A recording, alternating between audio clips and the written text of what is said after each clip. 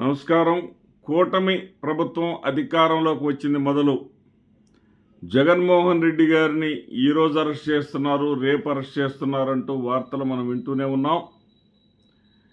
ఏ రకంగానైనా సరే జగన్మోహన్ రెడ్డి గారిని అరెస్ట్ చేయాలి. జగన్మోహన్ రెడ్డి గారు గతంలో చంద్రబాబు నాయుడు గారిని 53 రోజుల పాటు జైల్లో ఉండే విధంగా చేశారు. పరోక్షంగా చేశారా, ప్రత్యక్షంగా చేశారా వేరే సంగతి. జగన్మోహన్ రెడ్డి గారు చేశారు కాబట్టి జగన్మోహన్ రెడ్డి గారిని కూడా అలాగే చేయాలి అనేటటువంటి ఒక ప్రయత్నం అయితే చాలా స్పష్టంగా జరుగుతూ ఉంది. తెలుగుదేశం పార్టీకి సంబంధించినటువంటి మీడియా పదే పదే చెప్తూ వస్తూ ఉన్నది, మధ్యంలో పెద్ద కుంభకోణం ఏదో జరిగిపోయిందని. ఆ జరిగిపోయినటువంటి కుంభకోణం రీత్యా జగన్మోహన్ రెడ్డి గారు అరెస్ట్ కాక తప్పదని. ముందేమో 1000 కోట్లు అన్నారు. దీని మీద సిబిసిఐడి వాళ్లకు సర్వహక్కులు ఇచ్చేసి విచారణ చేయమంటే వాళ్ళు పూర్తిగా చేతులు ఎత్తేశారు. ఎక్కడ కూడా జగన్మోహన్ రెడ్డి గారు క్యాష్ ట్రాన్సాక్షన్ కానీ లేదా మనీ లాండరింగ్ కానీ జరిగినటువంటి ఎలాంటి ఆధారాలు లేవు, మేమేం చేయలేమని చెప్పేసి వాళ్ళు చెప్పిన తర్వాత జగన్మోహన్ రెడ్డి సెంట్రిక్గా జగన్మోహన్ రెడ్డిని ఏ విధంగానైనా సరే అరెస్ట్ చేసి తీరాల్సిందే. ఎందుకంటే ఇక్కడ 2 లాభాలు వాళ్ళు ఆశిస్తుంది. ఒకటి ప్రతీకారం, రెండవది వైఎస్ఆర్సీపీని నిర్వీర్యం చేయొచ్చు. ఈ 2 లక్ష్యాలుగా పెట్టుకొని వాళ్ళు పనిచేస్తూ ఉన్నారు.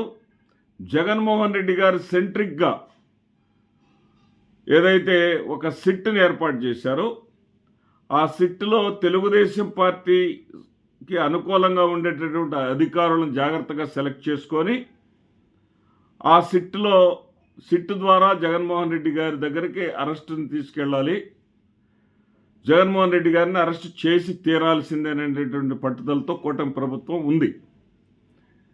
అయితే ఇక్కడ సిట్కి కూడా తగినటువంటి ఆధారాలు దొరకాలి, మనీ లాండరింగ్ అనేది దొరకాలి.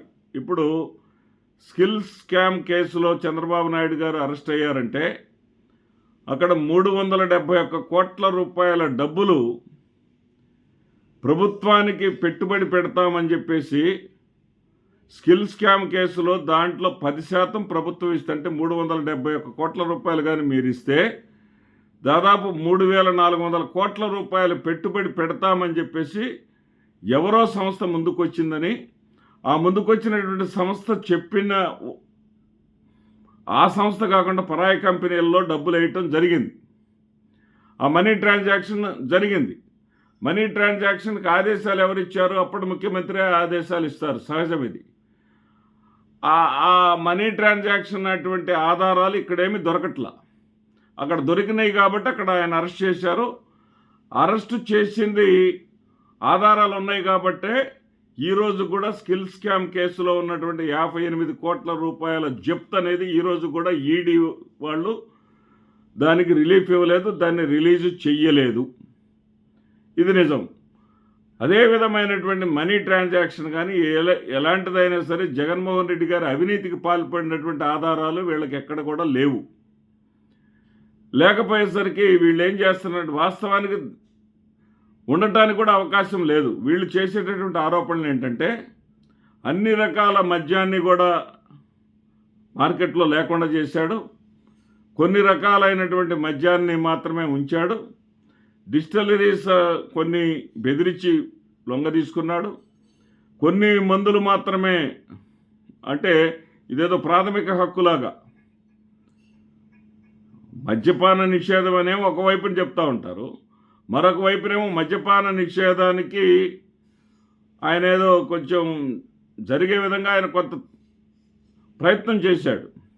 కానీ ఆ ప్రయత్నంలో భాగంగా ఆయన అవకతవకలు చేశాడని చెప్పేసి వీళ్ళు ఆరోపణలు చేస్తూ, వీళ్ళు చేసినటువంటి ప్రధానమైనటువంటి ఆరోపణ ఏంటంటే డిస్టిలరీస్ని బెదిరించి కొనుగోలు చేసుకున్నారు, అన్ని రకాలైనటువంటి బ్రాండ్లు దొరకకుండా కొన్ని రకాల బ్రాండ్లు మాత్రమే ఇచ్చారు. ఆ కొన్ని రకాల బ్రాండ్లు ఇచ్చినందుకు గాను ఆ బ్రాండ్ల నుంచి జగన్మోహన్ రెడ్డి గారికి మనీ ట్రాన్సాక్షన్ జరిగింది.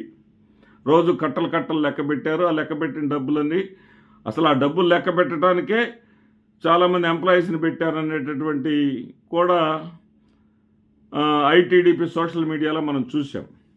ఇటువంటి వార్తల ద్వారా జగన్మోహన్ రెడ్డి పెద్ద తప్పు చేశాడనేటటువంటి ఒక ప్రచారాన్ని ముందు సోషల్ మీడియా, తర్వాత తెలుగుదేశం పార్టీ మీడియా చేసుకుంటూ వచ్చింది.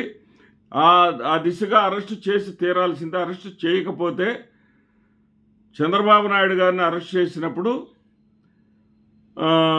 ఏ విధమైనటువంటి మేమంతా కూడా బాధపడ్డామో ఆ బాధ ఏంటో వాళ్ళు పడాలి, వాళ్ళకు కూడా తెలియాలి అనేటటువంటి ఉద్దేశంగా వాళ్ళు ఉన్నారు. వాళ్ళని శాంతపరచడానికి ఇదే సరైనటువంటి సమయం అనేది ఉడుకు రక్తంతో ఉన్నటువంటి లోకేష్ లాంటి వాళ్ళు సలహా ఇస్తూ ఉన్నారు. ఎందుకంటే జగన్మోహన్ రెడ్డి గారు చంద్రబాబు నాయుడు గారిని ఎన్నికల సంవత్సరంలో అరెస్ట్ చేయటం వల్ల భారీ మూల్యాన్ని చెల్లించుకున్నాడు.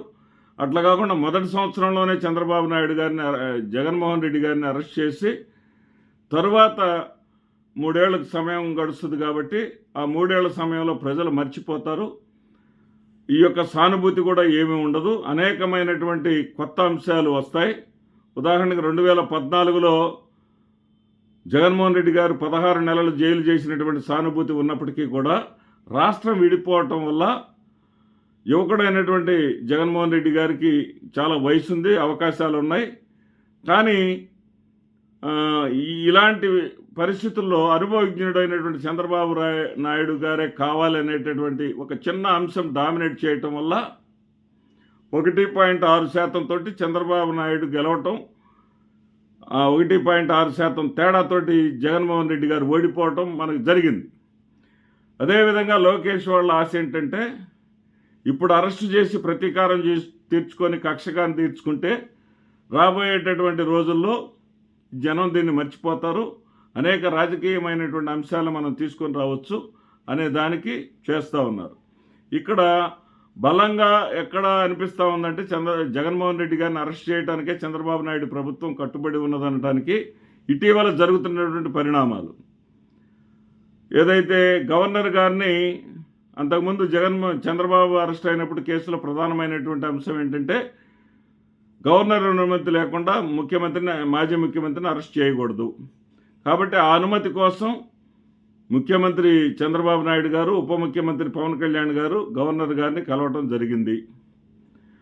అదే సందర్భంలో మరి వీళ్ళు హైకోర్టు ప్రధాన న్యాయమూర్తితో కూడా హైకోర్టు ప్రధాన న్యాయమూర్తి ఇంటికి వెళ్ళి ఆయనకి సత్కారం చేయటం జరిగింది. ఢిల్లీ పర్యటనలో ఈరోజు లోకేష్ ఢిల్లీ వెళ్ళి ప్రధానమంత్రిని కలవటం జరిగింది. ఇవన్నీ పరిణామాలు చూస్తూ ఉంటే జగన్మోహన్ రెడ్డి అరెస్టు త్వరలో జరగబోతుందనేటటువంటి ఒక వాతావరణం. వీటన్నిటిని బలపరుస్తూ జగన్మోహన్ రెడ్డి గారికి మరి కుడి ఎడమ చేతుల్లాగా ఉన్నటువంటి ఓఎస్డి కృష్ణమోహన్ రెడ్డి గారు, అదేవిధంగా ఐఏఎస్ ధనంజయ రెడ్డి గారులను కూడా అరెస్ట్ చేశారు. వాళ్ళు అరెస్టు జరగకుండా ఉండటం కోసం వాళ్ళు చేసుకున్నటువంటి ముందస్తు బెయిలు ఏదైతే సుప్రీంకోర్టు నిరాకరించింది. ఎందుకంటే ఒకవైపు విచారణ దీంట్లో రాజకీయ ప్రేరేపితమైనది కనిపిస్తున్నప్పటికీ కూడా విచారణ ప్రారంభమైన తర్వాత మేమేం చేయలేమన్నట్టుగా సుప్రీంకోర్టు వాళ్ళ మీద మీరు దుందుడుకు చర్యలు తీసుకోవద్దు, కానీ బెయిల్ మాత్రం ఇవ్వలేమని చెప్పడం జరిగింది. ఎప్పుడైతే వాళ్ళిద్దరు అరెస్ట్ చేయటం జరిగిందో వాళ్ళిద్దరిని అరెస్ట్ చేయటం జరిగిన తర్వాత ఇక నెక్స్ట్ జగన్మోహన్ రెడ్డి గారు అనేటటువంటి వాతావరణం ఒకటి క్రియేట్ అయి ఉంది. అయితే మనం వాస్తవాల్లోకి వెళితే దీంట్లో ఉన్న నీతి నిజాయితీలు కాసేపు పక్కన పెడితే రాజకీయ పరంగా జగన్మోహన్ రెడ్డి గారికి నష్టం జరుగుతుందా, జగన్మోహన్ రెడ్డి గారి పార్టీని వైఎస్ఆర్సీపీని అణిచివేయగలమనేటటువంటి తెలుగుదేశం పార్టీ ఆశ నెరవేరుతుందా అంటే అది అడియాశ అవుతుంది తప్ప రాజకీయాల్లో ఎప్పుడు కూడా 2 రోజులు 4 కావాలని లేదు. అది 2 రోజులు 0 కావచ్చు, 2 రోజులు లక్షలు కూడా కావచ్చు. ఆ లెక్కలు మారిపోతూ ఉంటాయి. ఈ రోజున వాళ్ళ పతనాన్ని వాళ్ళు కొని తెచ్చుకున్నట్టే జగన్మోహన్ రెడ్డి గారిని అరెస్ట్ కానీ చేస్తే అప్పుడైతే తల్లి ఉంది చెల్లి ఉంది కాపాడింది. ఇప్పుడు తల్లిని చెల్లిని కూడా ఆయన మీద యుద్ధం చేసే విధంగా చేయగలిగాం. ఇప్పుడు జగన్మోహన్ రెడ్డి గారికి అండగా ఎవరు లేరు అనుకుంటే జగన్మోహన్ రెడ్డి గారి వెనకాల 5 సంవత్సరాల పాటు ఆయన చేసినటువంటి ప్రజలకు చేసినటువంటి సేవ ఉంది. ఏ వర్గాలైతే అతని వల్ల ప్రయోజనం పొందినాయో ఆ వర్గాలు ఈ రోజున చంద్రబాబు నాయుడు గారు జగన్మోహన్ రెడ్డి గారిని మించి సాయం చేస్తారంటే ఓట్లు వేసి చేతులు కాల్చుకొని ఉన్నారు. తప్పు చేశామనేటటువంటి మదన పడుతున్నటువంటి ఈ స్థితుల్లో, ఈ పరిస్థితుల్లో పార్టీ ఏదో అయిపోతుంది అనుకోవటం మాత్రం అంతకన్నా పొరపాటు మరొకటి ఉండదు. జగన్మోహన్ రెడ్డి గారికే కాదు, ఏ రాజకీయ నాయకుడికైనా సరే ఈ అరెస్టులు సాధారణమే. జగన్మోహన్ రెడ్డి గారిని అరెస్టు చేసి ఇప్పటికి దాదాపు 1.5 దశాబ్దం, దాదాపు 15 సంవత్సరాల నుంచి ఈ కేసులు నడుస్తూ ఉన్నాయి. దాదాపు 1,00,000 కోట్లు తిన్నారని 43,000 కోట్లు అని చెప్పేసి అని చివరికి 1,200 కోట్ల రూపాయలు ఆధారాలు దొరికినాయి అని చెప్పేసి వాళ్ళు చెప్పటం, ఈడీ వర్గాలు చెప్పటం, వాటిని కొన్ని ఆస్తులను జప్తు చేయటం, ఆ జప్తు చేసినటువంటి ఆస్తులను కూడా విడుదల చేయటం. మరి ఈ విచారణ జరుగుతూ ఉండగానే ప్రజా సంకల్ప యాత్ర పేరుతో జగన్మోహన్ రెడ్డి గారు ప్రజల్లో తిరగటం, ముఖ్యమంత్రి కావటం, మరి ముఖ్యమంత్రిగా అధికారాన్ని కోల్పోయిన రోజునే తనకి కష్టాలు ఉంటాయని, ఇంతకన్నా కొన్ని కొత్తగా కేసులు పెడతారని, నన్ను ఇబ్బంది పెడతారని చెప్పేసి ఆయన చెప్పడం కూడా జరిగింది. ఇక్కడ ఏంటంటే చంద్రబాబు నాయుడు గారి కేసుకి జగన్మోహన్ రెడ్డి గారి కేసుకి స్పష్టమైనటువంటి తేడా ఏంటంటే ఆ కేసులో ఆధారాలు ఉన్నాయి, ముఖ్యమంత్రి గారి సంతకాలు ఉన్నాయి, ఆధారాలు ఉన్నాయి మనీ లాండరింగ్ విషయంలో. అదేవిధంగా ఏదైతే 3,371 కోట్ల రూపాయలకు గాను రావాల్సినటువంటి వాళ్ళు పెడతా ఉన్నటువంటి పెట్టుబడులు 3,000 కోట్లకు పైగా ఇక్కడ ఎలాంటి ఆధారాలు, వాళ్ళు పెట్టుబడి పెట్టినటువంటి ఆస్తులు ప్రభుత్వానికి ప్రజలకు ఆస్తిగా మారినటువంటివి ఏమీ కూడా చూపించలేనటువంటి స్థితిలో ఉన్నాడు. కాబట్టి చంద్రబాబు నాయుడు గారి కేసు వేరు, ఈ కేసు వేరు. ఈ కేసులో జగన్మోహన్ రెడ్డి గారిని అరెస్టు చేయగలిగామనేటటువంటి ఆత్మతృప్తి పడతారు. కేవలం హియర్సే ద్వారా రాజకసిరెడ్డి గారిని అరెస్ట్ చేయటం ద్వారా దీనిని ఒక రకంగా లైన్లోకి తీసుకొచ్చారు, లైమ్ లైట్లోకి తీసుకొచ్చారు. రాజకసిరెడ్డి గారు బయటకు వచ్చి ఏం చెప్పాడు, నేను ఎక్కడా సంతకం పెట్టలేదు, నేను సంతకం అన్నట్లుగా నేను అన్నీ ఒప్పుకున్నట్లుగా వాళ్ళు చెప్పేదంతా నాకు సంబంధం లేదని చెప్పాడు. అదేవిధంగా ఎవరెవరినో పిలిపిస్తూ ఉన్నారో, ఆ సజ్జల శ్రీధర్ రెడ్డి అని ఆయన్ని పిలిపించారు. వాళ్ళు చెప్పకపోయినా చెప్పారని చెప్పేసి వాళ్ళు ఒప్పుకున్నారని చెప్పేసి మీడియా వాళ్ళు ప్రచారం చేయడం జరిగింది. అదేవిధంగా ఈ ఇద్దరు అధికారులని, ఒక ఐఏఎస్ అధికారు, ఒక ఆర్డీఓ స్థాయి నుంచి ఓఎస్డీ స్థాయికి ఎదిగినటువంటి ఓఎస్డీ కృష్ణమోహన్ రెడ్డి గారు, ఇలాంటి వాళ్ళని కూడా అరెస్ట్ చేయటం ద్వారా ప్రభుత్వం తన ప్రతిష్టను కోల్పోయింది. ఇక్కడ ఈ ప్రభుత్వం అధికారంలోకి వచ్చిన తర్వాత ఎవ్వరు కూడా సంతోషంగా లేరు. కార్మికులు లేరు, కర్షకులు లేరు, ఉద్యోగస్తులు లేరు, ఉపాధ్యాయులు లేరు. ఒక వర్గం సంతోషంగా ఉందంటానికి వీల్లేనటువంటి ఈ పరిస్థితుల్లో వాళ్ళ తప్పిదాలను కప్పిపుచ్చుకోవటానికి ప్రజలు ఆ దిశగా ఆలోచన చేయకుండా, వాళ్ళ వైఫల్యాల మీద దృష్టి పెట్టకుండా, జగన్మోహన్ రెడ్డి కేసు ఏమవుతుంది, జగన్మోహన్ రెడ్డి జైలుకి ఎప్పుడు వెళ్తాడు, జగన్మోహన్ రెడ్డి బెయిల్ వస్తుందా రాదా, జగన్మోహన్ రెడ్డి బయటకు వస్తాడా రాదా అనేటటువంటి ఆలోచనలోనే ప్రజల్ని ఉంచడానికి వీళ్ళు ప్రయత్నం చేస్తూ ఉన్నారు. ఇది ముమ్మాటికి కూడా కూటమి ప్రభుత్వాన్ని చేటు చేస్తుందే తప్ప దీర్ఘకాలంలో ఇది మంచి చేయదు.